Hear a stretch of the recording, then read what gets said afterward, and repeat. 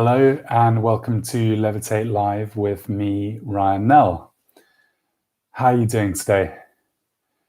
Now, I thought we would. I'm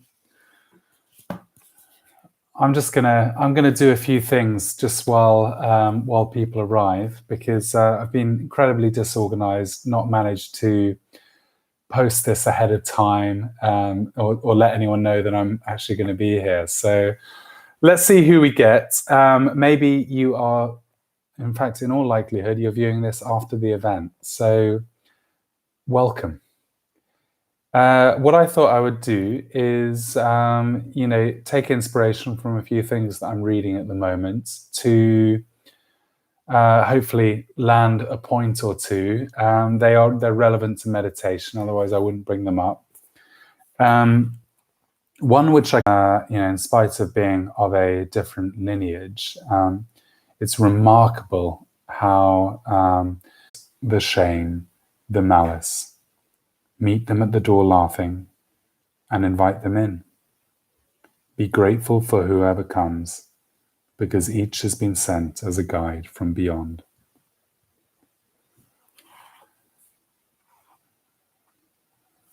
Thanks to my friend Rumi there. This is one of the hardest things about meditation, this instruction, kind of entreatment to keep on coming back, to avoid the temptation to escape those uncomfortable thoughts, to rid yourself of the uncomfortable feelings, and instead just to sit with them. Now, meditation at its simplest is about sitting with things. It's about sitting there and breathing.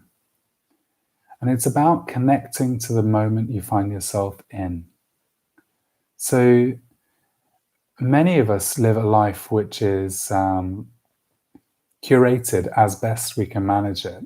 So we have our little morning routine. And I don't mean to dismiss it. Routine's important, but you've got your morning routine and it involves, I don't know, an avocado, waking up at 6 in the morning, reading some poetry, making a strong cup of coffee, whatever your morning routine involves. And then you go about your day and you try to kind of keep it in a shape that pleases you. And your evening is, ideally filled with a mixture of laughter, relaxation, whatever it is that you need at the end of your day. And you sleep well. Well, of course, all of us know that a million and one things get in between us and that routine. And the routine becomes so kind of dearly held to because it is a bulwark against the chaos that is outside. It is a little bit of structure that you can kind of hold to. But time and time again, nonetheless, we are interrupted by the world, which is not perfect, which perhaps has not got the memo that it needs to abide by your rules. And time again, we're reminded that we're not in control of it. Now, living a life where you put a lot of energy into clinging onto the things that that make you feel happy, or clutching at the things you don't have and pushing away the things that make you feel low, is a life that's a little bit like a tug of war. It's a battle, and it's not a battle you can win. I don't mean to dispirit you with that. What a hopeless thing to say. Not a battle you can win, the battle of shaping your life. Well, you can shape your life and you can design the perfect life, but life will have a way of disappointing you from time to time. You'll wake up on the wrong side of bed, your partner will say the wrong thing, your kids won't behave the way you want them to behave. And this is where Rumi comes in, and this is where meditation comes in. Rumi and meditation both invite you to sit with what is rather than worrying about what might have been or what might still be. It is an instruction to sit and connect. May sound like a bizarre, counterintuitive kind of freedom, but I can assure you there is enormous freedom in letting go of the need for life to be perfect or even always pleasant. Wouldn't that be dull? And what this freedom allows for is for us to connect ever more deeply with life as it's lived. That leaves space for dark thoughts, shame, and malice. It leaves space for things not going our way. And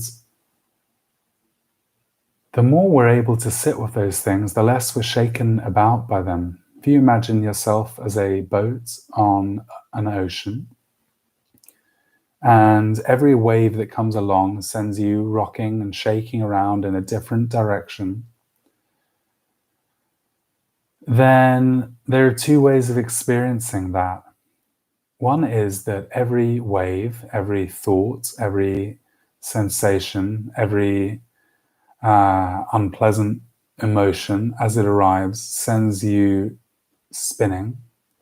But another is to understand that next to that wave is another wave, and surrounding those waves are more waves, and there are waves as far as the eyes can see, and beneath all the waves is the ocean. A single body of water connecting all those waves. The differences, the separation, the isolation that we feel when we're on the surface are only skin deep. We are more deeply connected than we could possibly know.